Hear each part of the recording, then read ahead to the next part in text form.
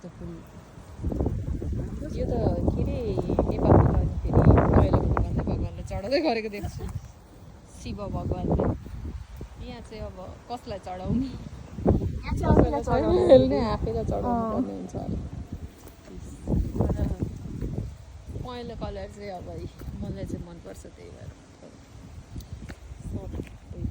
फुल हो कि झार हौ फुलै हो फुल्यो होला हौ दिदी हेर्दाखेरि त झार जस्तो झार पनि फुल्दो रहेछ नि यो देशमा त लु आकाश चाहिँ कति दामी लु खोला झन् कस्तो दामी हो हेर तर फोहोर छ मात्र यो गेट त अनि बन्द हेल्ने किन हो यो घर चाहिँ ठिकै जस नेपालको जस्तै छ तर उयो नै छैन हौ छतै छैन हौ है माथि छतमा चाहिँ घाम ताप्नु सजिलो हुन्छ नि त यहाँ त के छतै नभएको घरमा त यहाँको वेदर नि राम्रो छ त्यो पनि हो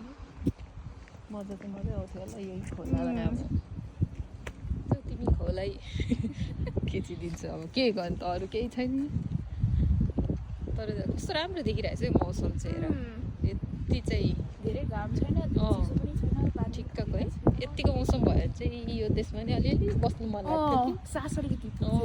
मात्र त म के मनैदेखि हेर्नु मन लाग्दैन यार छ्या के गर्नु मेरो बाध्यता कसले बुझ्दैन छोडेर जाउँ भन्यो नि गरी खानु नसकेर फेरि रिटर्न ब्याक आएछ नेपालमा भन्छ होला गरेर खाउँ भन्यो नि यहाँ